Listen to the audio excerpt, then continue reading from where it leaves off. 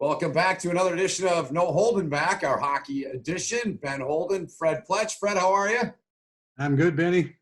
And Brad Berry, the head coach of North Dakota, has joined us. Coach, how are you? Doing well, doing well. Keeping busy, even though there's not much going on. What are you doing to fill the time with the void? Well, there's always something to be done around, I guess, the office. I should say at home right now. We got to do everything from home, but we got scheduling, looking at future schedules. The way we're doing recruiting now is the virtual side of it, of trying to stay active and involved in recruiting and doing virtual recruiting with young athletes here. Is this going to be the way we do conference calls moving forward, or what? I sure hope not. I sure hope not. You know what? It's a way that we have to get by in the day we're living in right now, and we'll get through it. But there's no other way to replicate the authenticity of communication as being face to face. I think that's the biggest thing of being alive and being in front of somebody. But this is a way we have to get by and get through it. I think it's a good, effective way for the short term. Yeah, my soon to be 19-year-old college freshman son that I know you know about is he's been a massive help to me in doing this. I've learned more about technology than I ever have. As you know, we just show up, put the cans on, and call the game, man. And so it's been cool to learn. Yeah, it is. Like I said, I don't want to date myself here too, but I got a 15-year-old son at home, and man, he knows everything about technology, and he keeps me up to date, I guess you could call it. Yeah. Well, let's dive into the hockey here a little bit. And obviously, you guys, congrats on winning the Penrose. I know you guys wanted a heck of a lot more, but it's a sign of the times where we're at. Just put into words for us first what this team meant to you and your staff this year. Well, first of all, it was a special year in the fact that, we had a lot of great returning players that came back, and we infused our group with a lot of good, talented freshmen here. And, we had our first ever grad transfer. So we had a lot of things going on here. But I think the first thing was, at North Dakota, we have high expectations, and very rarely we miss the national tournament. Well, we did that for 2 years in a row, and it didn't sit very well within our group. And, we had to really look at ourselves, everybody individually and collectively as a team, but, for our staff, for our players, for our program, to really scrutinize ourselves on how we have to maybe change things and get better at different things, staff included, myself included. And, I thought, our group did a good job of, being very honest and transparent and getting to where we needed to go. So, we expected a lot more from each other. And I think, collectively as a group, we did that. Ready?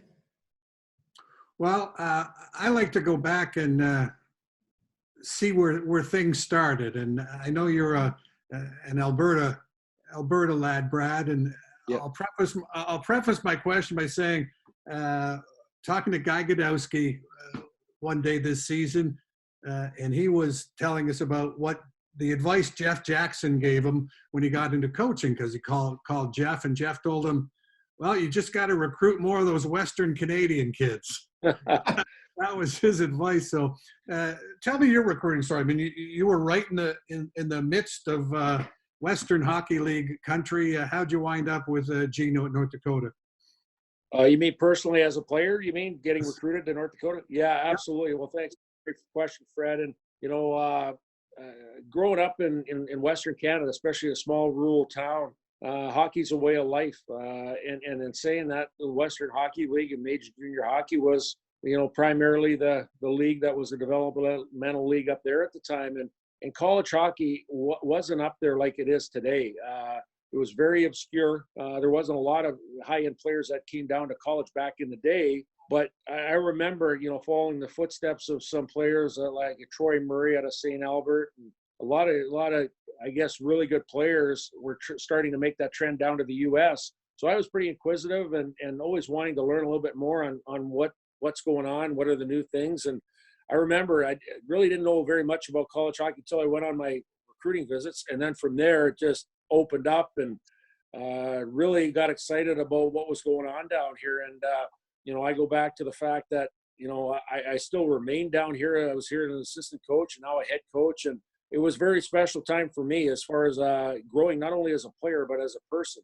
and obviously meeting my wife here, raising our family here, and having chances to play pro hockey and coach pro hockey. North Dakota and Grand Forks was always my home, and to the point now where if you working hard enough to get to where you want to go, and being grateful and humbled by the opportunity to coach at this program. I don't know if you could even draw it out any better than that. So I guess a long-winded answer.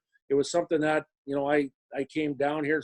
You could call stumbled across, but in my heart of hearts, I knew it was the right place for me.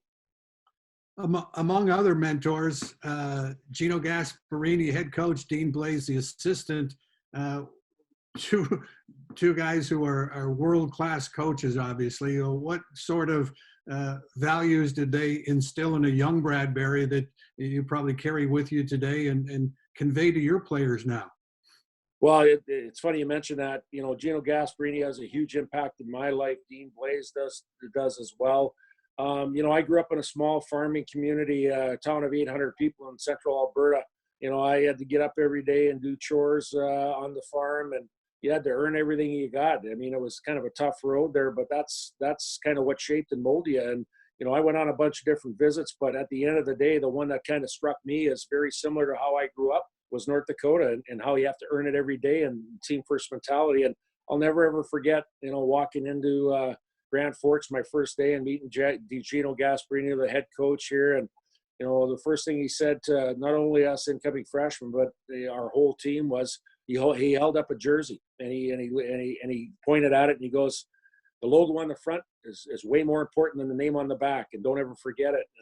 And that, we still have that in our culture today. So, he shaped kind of, the what I believe in, and it's very reminiscent of what I grew up around in a small town in Alberta. And again, I value those morals and ethics that he passed on to everybody. Brad, that's one example. What are some other examples of things that you still use today with your teams, and you have used with your teams from Gino in your time at North Dakota? Well, I think the basis of the foundation that, when you walk into the rink, Gino always used to say, you got to check your egos at the door.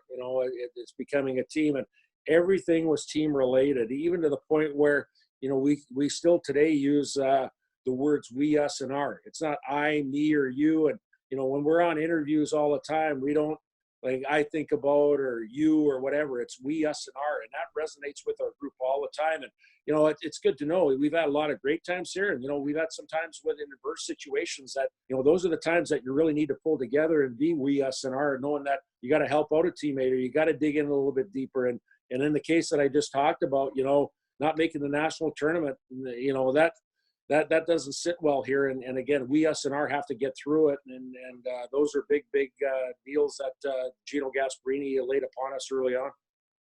Yeah, and obviously this year it was out of your hands. Just to follow up there with a tournament, obviously you would have been in likely the number one seed. Take us back. Did you bring the team together at some point? I'm sure you did. What was that like when you had to tell everybody it was done? Well, it was tough. It was really tough. And just kind of giving you the idea of how that week or that day went. We were scheduled to play Colorado College, hosting at home here, playing them on a Friday. Well, we had a really good week of practice. We get to Thursday, and, we've been seeing what's going on, obviously with the NBA and some of their players, contacting the virus. And when you always see a professional franchise, get hit, then that usually trickles down to the amateur sports. And so we were watching from afar. And then sure enough, on Thursday, we changed. One of the things that we did change is we practice our practice times. We practice in the mornings now, and had a really good practice at 9:15 and get off the ice. And I get a call from our athletic director, and he says, "Hey, Brad, looks like, we'll probably be playing this weekend without any fans in the stands." And I go, "Wow, that's going to be a little bit different here." Obviously with the Ralph Engelstad Arena with 12,000 fans, and yeah, it's a big part of having home ice advantage. I said, "Well, if we got to do it, we got to do it." And at the end of the conversation, he hangs up. Then 2 hours later, I'm doing some video in room, getting ready for some meetings for the next day, the game day. And I get another call, and it's the AD again. He goes, "Well, looks like, from an NCHC standpoint, we're going to take the risk out of it. We're not going to play the playoff games and the frozen face-off." So now our league tournament playoffs are done, and the league tournament's done. And that's you guys do an unbelievable job as far as that culminating on that championship weekend, that tournament in St. Paul. So, well, again, we don't have that. So then the next thing is, well, at least we made the NCAA tournament. We have a chance to win a national championship and, obviously wait a couple of weeks. So then the next 2 hours go by, and sure enough, the final domino fell, and that was the NCAA saying, all winter sports are canceled. And that was the gut shot right there. It was like the last dagger that went into your heart and just kind of ripped it out. And it was very shocking to everybody. And I don't know, it was something that left with an empty feeling. But in saying that, we talked with our staff and said, hey, we can't leave it at that and let everybody wonder. We got to get them back into the rink here. So we pulled everybody back around 5 o'clock in the afternoon. And I was waiting here for everybody to show up. And I'll tell you what, it really hits ourselves, but it doesn't really hit you until you see it on the look of the players' faces. And when they walked down those stairs and were coming in the locker room, and you saw, for me, the seniors literally emotional, bawling. And these are grown men. This is Cole Smith, 6'4", tougher than heck, but very, very emotional. And knowing that was the last time he put on his jersey was in Omaha the last Saturday night, and doesn't have a chance to put on the North Dakota jersey again. That was, winning an NCAA championship or having a chance to do that is one thing, but kind of pulling the rug out from some guys that'll never get to wear the jersey again is another. And that was the one that really got me. And again, to nobody's disappointment or to blame, it is what it is. We're going through it right now. It's bigger than all of us. But we had a really good meeting. It was for about an hour, and coaches, staff, players kind of poured their hearts out and what it was about the year and how it was so special. And to the point where, they'll always remember this place, even though it didn't end the way we wanted it to. And I think even to the point where the guys that have a chance to return, you're seeing it now that, we have all of our guys back next year, coming back that had opportunity to sign pro contracts. That's what makes it very special here. Guys have an opportunity to go other places, but they know it is a special place that they want to have one more year under their belt here to grow as a person. So obviously, Brad, the future right now is as clear as mud, whether it's a week from now, a month, or 4 months from now. In light of that, what's on a college hockey head coach's to-do list these days? Well, you know what? I think communication is a big thing. Like, you always want to try to get better, right? Individually and collectively as a team. So, our staff, like we have, within our staff with Carl Gehring and Dane Jackson and our group here, we're always challenging each other. And part of that's communication and trying to get better, system instructors as far as trying ways to tweak things or change things if we have to. The recruiting side of it, always staying on it right now, whether it's calls or Zoom calls or FaceTime calls or whatever with young student athletes right now, as far as staying ahead of the curve that way. Scheduling is a big thing. And I think the biggest thing is staying, communicating with your current players or your returning players and your incoming freshmen. Like, we're very limited on what we can do here with our group here. And I think the biggest thing that you control is making sure that, let them know that you care. And having a situation where you can call them to make sure everything's going in the right direction. Whether they're still going to school, remote learning, how the academics going. Are you working out with what you have in your availability of resources to work out?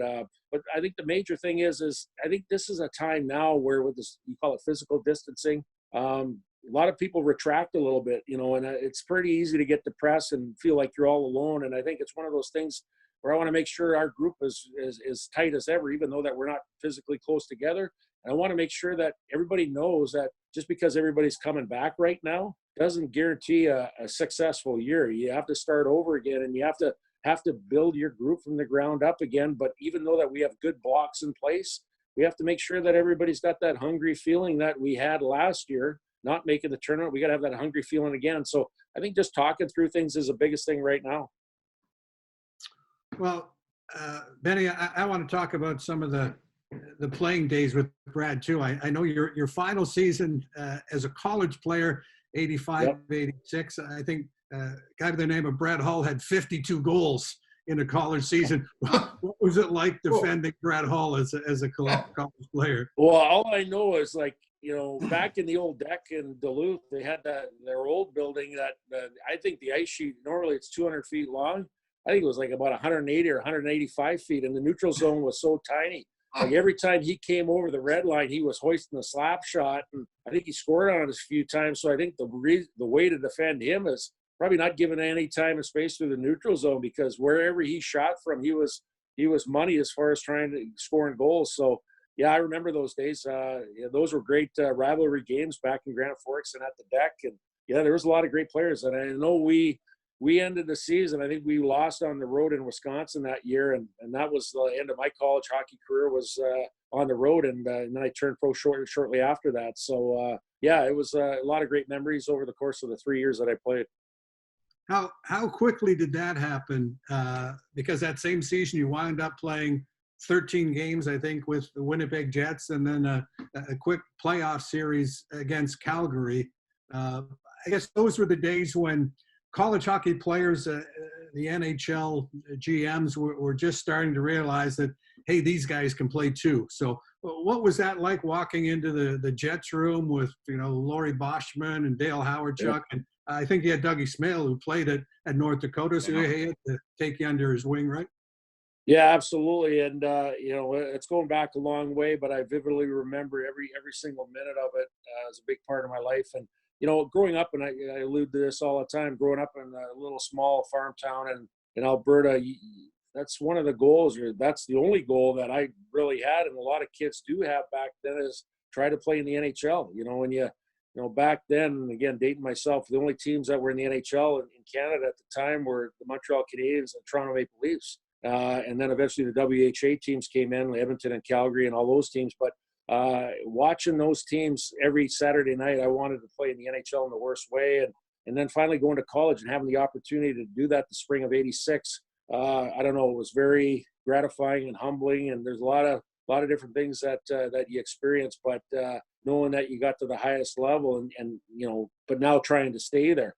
And I think one of the things that I really enjoyed was Winnipeg Jets was literally 2 hours up the road from Grand Forks. So got to watch them all the time, and, fortunate enough to get drafted by them. But I can still remember, we lost out on a Saturday night, and I can still remember John Ferguson calling me on Sunday and said, hey, get on this Sunday morning flight. You're going to be playing Sunday afternoon at the Met Center. And obviously the Met Center was no more than 10 minutes away from Minneapolis Airport. We got on a flight on Sunday morning, got to the hotel, dropped my stuff off, and didn't have time to get nervous to think about anything, and just got on the ice.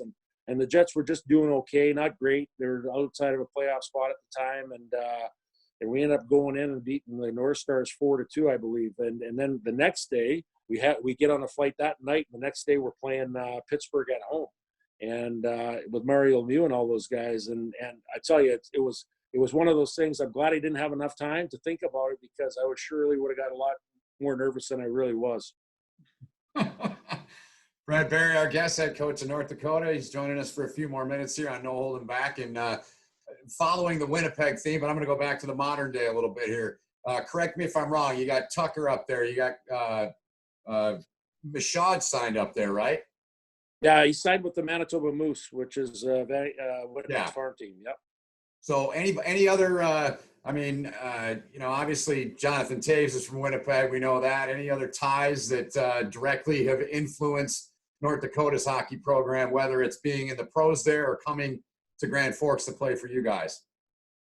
Well, I think, it's one of those things that, obviously I was drafted and I got to play in Winnipeg for a number of years, and you always go back to the relationships up there. And, there's guys like, Mark Chipman, who owns the team. He is a UND alum. He played football here at North Dakota. He's the primary owner with the Winnipeg Jets. And then you have Craig Heisinger, the assistant GM. He was, you talk about a story. He was my equipment guy with the Winnipeg Jets, worked his way up through the managerial side of it. Now he's assistant GM in Winnipeg. And I have a really close relationship with him too. And, it's something that you always stay close to, especially the organizations that you've had a lot of experience with. And I just think they do it right there. There's a number of teams that do it right in the NHL, but they're very professional and very hands-on, and they're very, I guess, if you ever want to try to replicate an organization, that's the one you probably want to do. Freddie? Well, as I often thought of, head coaches are an amalgam of sometimes all the coaches that they've played for. And when I look at your resume, Brad, you know, we've already mentioned Gino and Blazer, but then you move on to Ken Hitchcock and John Ferguson and Dan Maloney and Bob Gainey.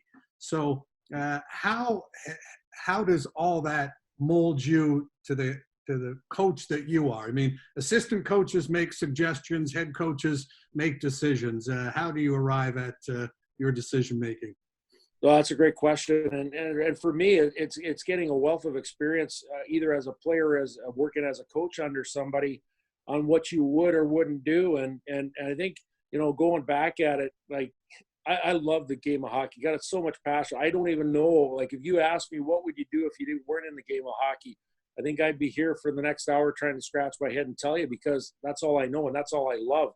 And when you do that, you know you found the right occupation. But in saying that, when I was playing the game, I think I had enough wherewithal to know that I wanted to stay in the game. So I really kind of, towards the end of my career, and that goes back to where you are at, Ben, in Michigan there, I had a great experience in Kalamazoo, Michigan, played for the Kalamazoo Wings at the end of my career, being a mentor for a lot of the young players in the Dallas organization.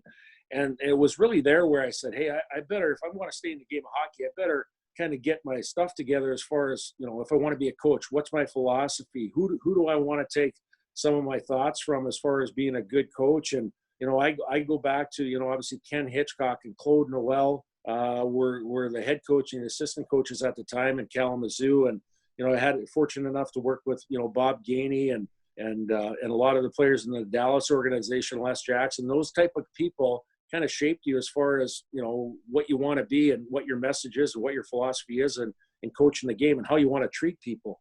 And so I think I was very fortunate enough to get touched or be under a lot of good people, whether it was a player or whether it was a coach.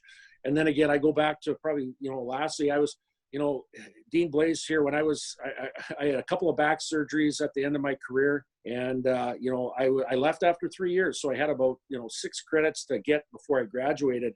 And I can still remember, you know, Dean Blaze won a national championship in 2000. Both his assistants left. Scott Samuel went to Duluth and Jeff Bone went to the Alumni Association on campus here, take another job. So he needed 2 assistants.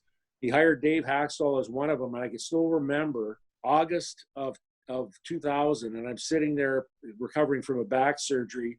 And the phone rings and it's Dean Blaze. He goes, hey, what are you doing? And I go, well, I'm just, you know, obviously contemplating my next step in life. I want to get my education, finish that off. But I also want to coach. He goes, well, that's why I'm calling you. He said, you want to come back and coach? And he said, I have an opportunity for you. And usually every decision I made, I had a wife and 2 kids at the time, young girls. And every decision I made went through my wife. That one didn't. It took me about 0.8 seconds to tell him that, hey, I'd love to work for you and come back.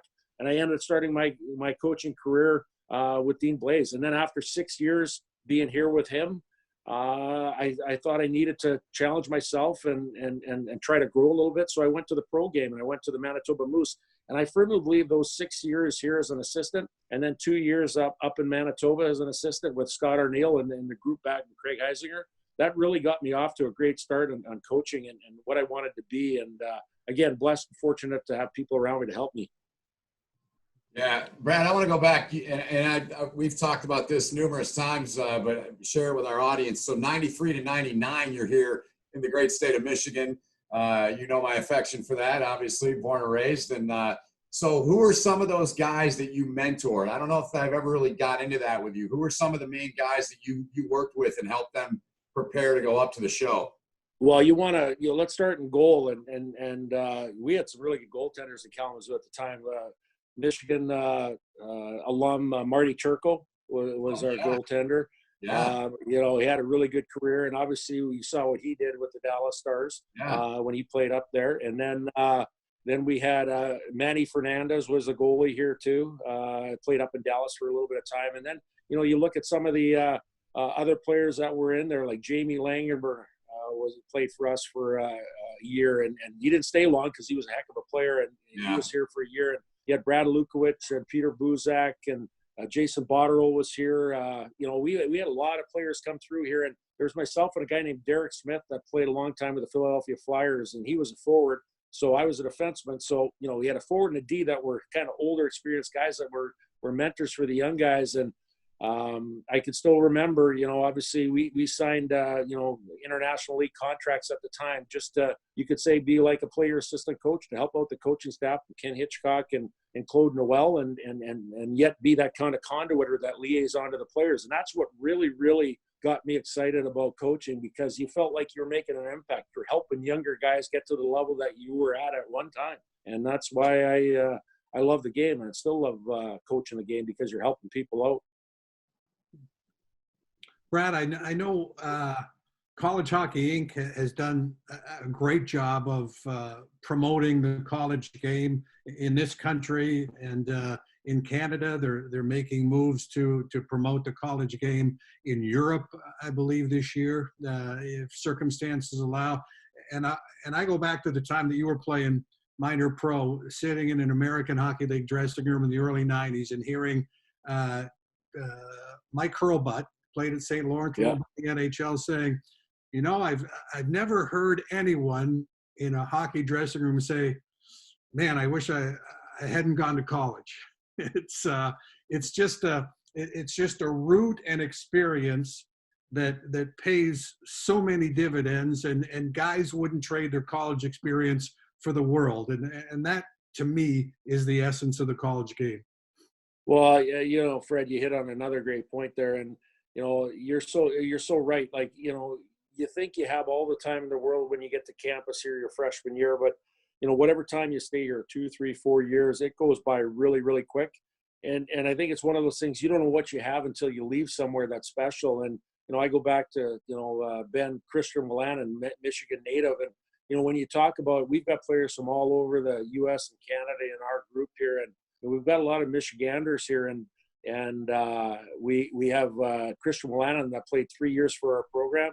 There's not a day that goes by that he wishes he wanted to come back for his 4th year. And you know, he had a tough year. He had a significant injury that permitted him to have surgery, had a long rehab, and finally when he came back, you know, he was skating with the coaches, and usually they put a yellow or a red jersey on you so you don't get bumped around. And he went up to the coach and said, "Hey, can I put a green one on?" And you know, that tells you a little bit there that you know, his affiliation to our program, he wants to wear the green colors, even though he's playing pro hockey. And you know, he even talks to our guys here all the time, and talks to us as coaches on a weekly or bi-weekly basis on what's going on. And that tells you that he's invested, and he had a great experience at our program, albeit being from Michigan. And again, you love that when you got players that are vested in your program and buy into your culture. Fred, real quick, if I can, just follow up on Willanen. So the first time I met him, Brad, was out in the parking lot of the Courtyard Marriott. You may remember this. You guys were stretching before you bust over to Magnus. And I want to say it was that crazy 7-5 or 6-5 game we did. Yeah. And Christian grabbed the puck right up the middle of the sheet, man. Gets inside the line and lets one go. And I go, I already liked him because he's from my home state, but now I really like him because he plays like that. Yeah, well, first of all, that game, like every game you lose, you don't think you hate those games that you lose, but I gotta admit that was one of the best college games that I've been a part of. Even though that we lost that game, that was a game. But you know, Christian he's a go-getter. He's a guy that's a self-starter. He's invested all the time, and I think a big part that goes into it is how he was brought up by, you know, his mother and father. And you know, Craig Willanen, a longtime NHL player, you know, I got to hand it to him because you know, I think he let his experience as a player rub off on his son, because he grew up to be a really good person and ultimately a great player here. And I know a lot has to do with parenting. Brad, opportunity for some advice to youth hockey parents, or maybe parents themselves. I was at a coach's clinic last winter, and Dan Bilesma played a Bowling Green, won a cup with the Penguins as head coach. He was talking about things to stress for youth hockey coaches. He says, skating number 1, passing number 2, everything else is a distant 3rd, 4th, 5th, 6th. When you see how players are being made these days, would you agree with that? Skating, passing, focus on that. Yeah. Everything will be good. I think when you talk about the physical attributes of what you want in a player, I think first of all is skating. I think that's the number one thing that you want to look at. Can you move? Can you skate? Your agility, your acceleration. Your skating ability is a big thing, because nowadays, if you're lumbering around or you can't get from A to B in a short amount of time, that's going to be tough for you to translate at the higher levels. So I think skating is a big thing to be invested in. I think the other things is the skills that you talk about, shooting, stick handling, passing. Those are all things that you want to invest in on a daily basis. But for us here at North Dakota, and this is the reason why that we look at this part of it, your work ethic and your attitude are a big deal. And we always tell our guys, there's a lot of things you can't control in life, right? But the three things that you can control is your attitude every day, your work ethic every day, and the choices that you make every single day. So for us, when we go into rinks, first thing that we look at is the work ethic, the attitude, and body language is a big deal for us. Like, it's easy if you're winning a game 5-1 or whatever, and things are going well. I mean, that's easy, right? But when the adverse times happen, you're losing or you're getting kicked around a little bit, what's the body language? Like, are you a good teammate? Are you a guy that's picking your teammate up? Are you a guy that's going to work extra hard to try to turn the game around? Like, what is that? So those controllable things we look for all the time. And if I have any advice, you talk about skating and stick handling, shooting, yeah, that's fine. We all have to, those are the things you got to get better at. But the internal things, the things that drive you as a person, those are the things that I think you can control. And I think parents and coaches have a big say in that as far as what the message is. And I think that's the biggest thing you got to portray every single time, about working your tail off every day and having a great attitude and doing it and making good choices in your life on what you want to get to. Good stuff. Yeah, it really is. Speaking of shooting, I told you I had a prop. Oh, yeah. I want to see it. Now, I'm not kidding you, Brad. I've had probably, I'd say anywhere from 8 to 10 of your great North Dakota fans on Twitter, and you know how they interact with us, yeah, that have at one look known whose stick this was. And there's a cool story behind it. So you could probably tell from that, I'm guessing. Brock Besser, 16. Well, yeah, the 16 didn't help. I should have hid that. Yeah. But yeah. So when he was there, I want to say it was the second year he was there. And you let me go out and wheel around a little bit with the boys. And, Cam was still out, another Michigan guy. So the guys wanted to see what I could do. And I said, guys, I'm like old enough to be your parents, man. Number one, I could still play. I could skate. So I used this stick. And you guys were playing at Western a couple weeks later. And I came off the ice. I asked Brock if I could use it because I wore 16 in my, mediocre high school career. And he said, sure, man, grab whatever one you want. So I came off the ice, and he said, Benny, you look like you really like that stick, man. I go, dude, I love it. He goes, I tell you what, I'll bring you one. So 2 weeks later, I'm outside by the truck. He sees me. I see him. He comes over, gets underneath the bus, pulls out a stick, and gives it to me. Class guy. That is so awesome. He's a class guy. Awesome. I can't say enough good things about him, Brad. That's awesome. Hey, you got 1 minute here. Hang on 1 second. I got to show you something. Cool. Freddie, you got to show the helmet next. You never self-reported that violation, Benny? He's gone now. All right. So that's not a violation, is it, Brad? No, not a violation at all. Okay, good. So every time, what you got there? Every time our players leave our program and they sign pro contracts, this is a personal thing. I guess it's a thing that I love to do is, we got guys like Tyson Drost and Brock Besser. What I do is I do the same thing. I make them sign a stick for me so that I can keep that, with me as far as, my experience with them. And then obviously the three guys this year, we got Mashad, Smitty, and Pooley. Those are the guys that signed this year. So I think we have a bunch of them next year leaving, but have a whole collection of guys that was fortunate enough to be around for a few years here. And that's kind of neat because you can go back a few years and say, hey, you know what? I got to be a part of that person's life for a little bit. Yeah, and I want to go back to what you and Fred were talking about before we brought out the props. That was skating. And I remember saying to you, I came to watch you guys because I was trying to get a look at you guys when you had the exhibition game with the U.S. national team about 15 minutes away from me and not far away from Fred. And the biggest thing I noticed in that whole game was Cole Smith. And I'm really happy for him. You know how it is with us. We build relationships with guys, certain guys, and he's a guy that I could always go to and talk to.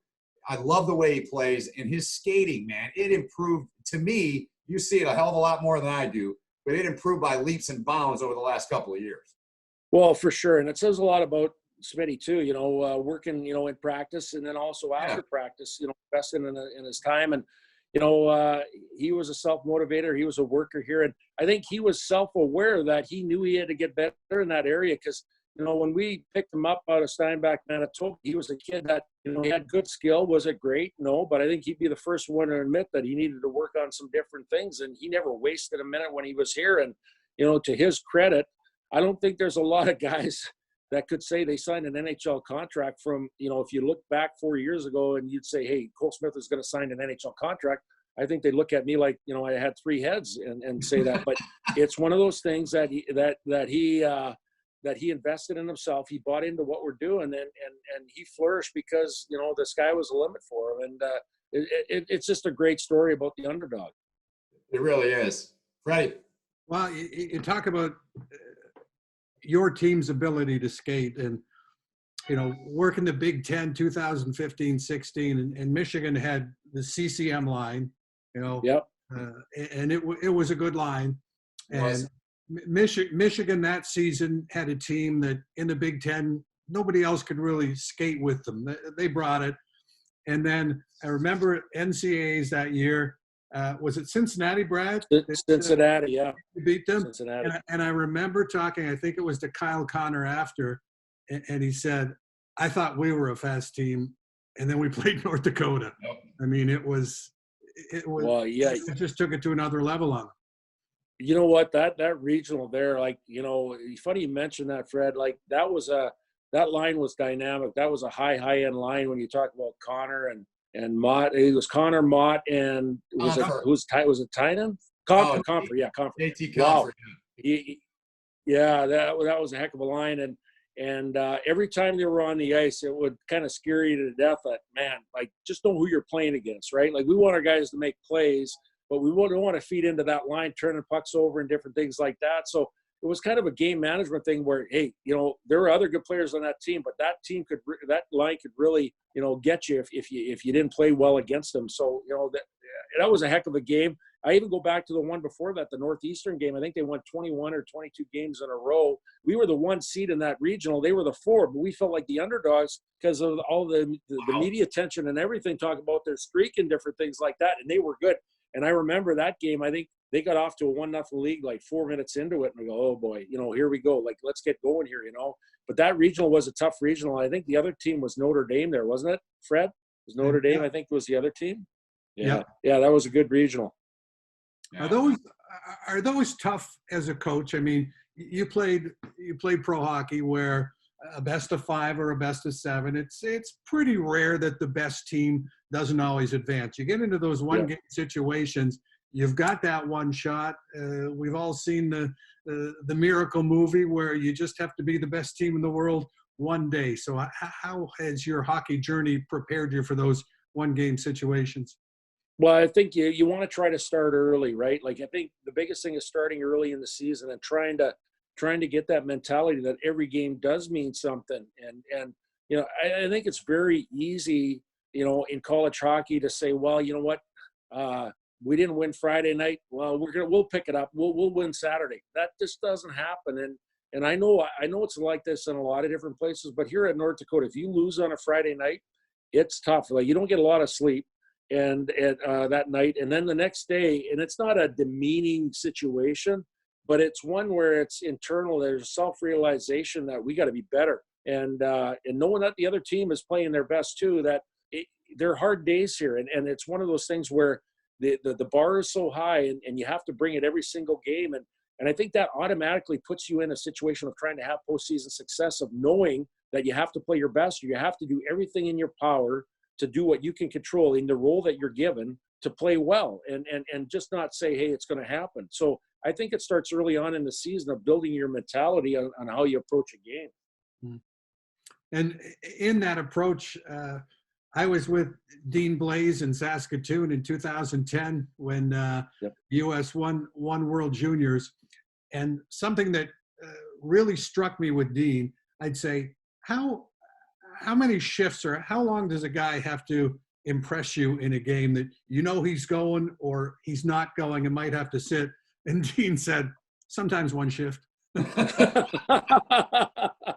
Yeah, it was a pretty short rope with Dean. I'll give you a story where my very first experience, my first year coaching with him, they just come off a national championship win in 2000, and Coach Haxtell and myself were the assistants, and we're playing in the Frozen Four in Albany, New York, and we're playing against Boston College in the final game, and we're losing 2-0. And we're not getting a lot of offense done. Things aren't going really well, and coming down to the third period, and about the 10-minute mark, Blazer comes up to Hack and myself and goes, "What do you think we should pull the goalie? I want to pull him here shortly." And this is a 10-minute mark, right?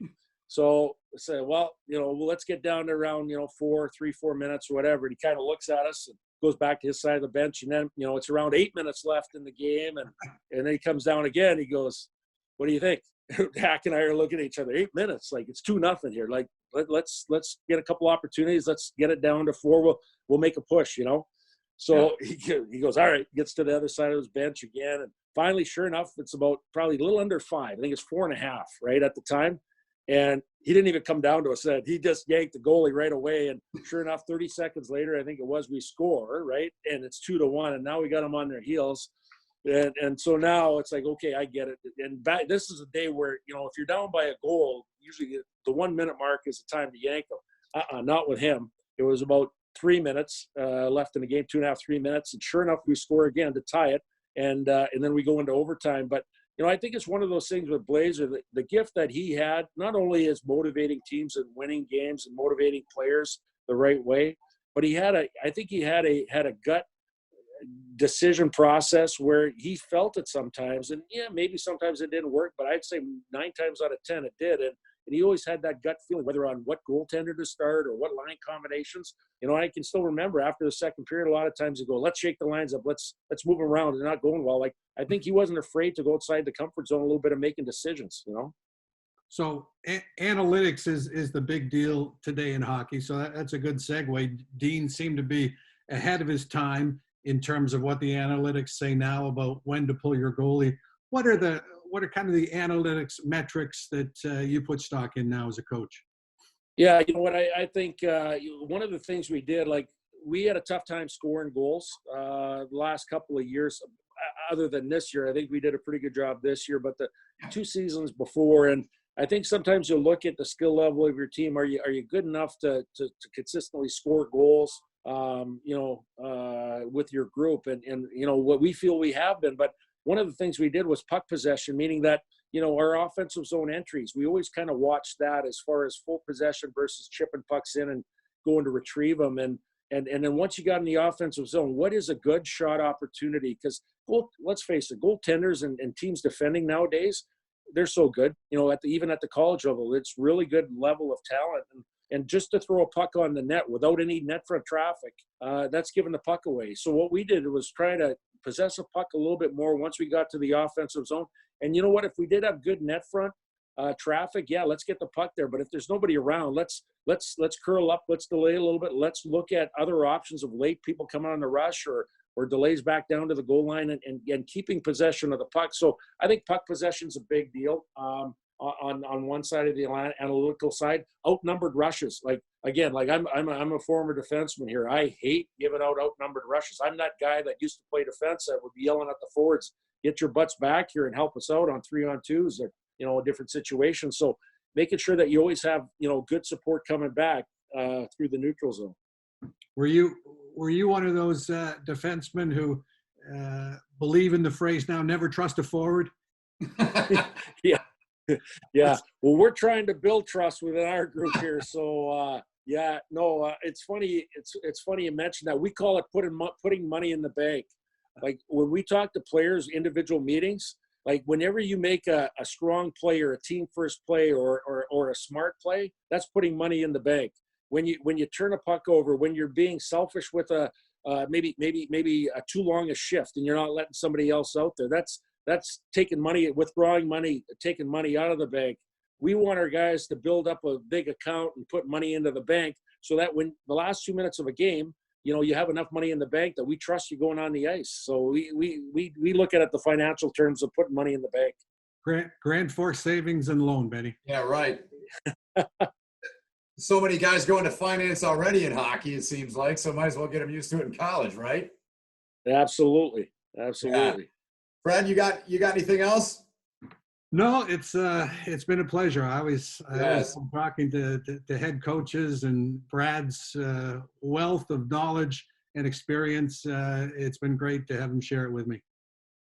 Yep. We really appreciate it, Brad. And, stay. What is it? I didn't really ask you, what is it like up there? I mean, are there a lot of cases with the coronavirus, or what's it like in your neck of the woods? Yeah, well, we've been kind of very sheltered, obviously, with the in North Dakota, the population where it's at here. We've been really kind of untouched up until last week, and I think we're just kind of seeing a little bit of a wave come through here now with some confirmed cases. Not too many deaths, which is good, but I think we're a little bit behind the East and West Coast here a little bit, and I think we're getting touched a little bit. But nonetheless, we're digging in here and being smart as far as what we're doing, and I think we'll all get through this and we'll rise up again here. And I know it's a tough time. I feel bad for obviously the frontline workers and obviously the people that can't get to work and make money. But at the end of the day here, I think it's going to make us stronger. I know for me personally, with my family and connecting with our players, I think it's going to reset our whole world here a little bit in a positive way, and not too far in the distant future, we'll get back after it again. And again, I want to thank you, Ben and Fred, for obviously what you guys do for college hockey, and see you a lot, Ben, with our conference here. You and Shireen and Dave do an outstanding job. And again, like I said, very blessed and fortunate to be part of the college hockey world. And again, let's try to get going here shortly. All right. We look forward to seeing you in a rink in a few months, man. Thanks for doing this, Brad. We really appreciate it. Thanks, Yeah, Brad. take care. All right. There's Brad Berry on No Holding Back. We'll see you next time with an all-new edition on our hockey edition of No Holding Back. Take care and stay safe.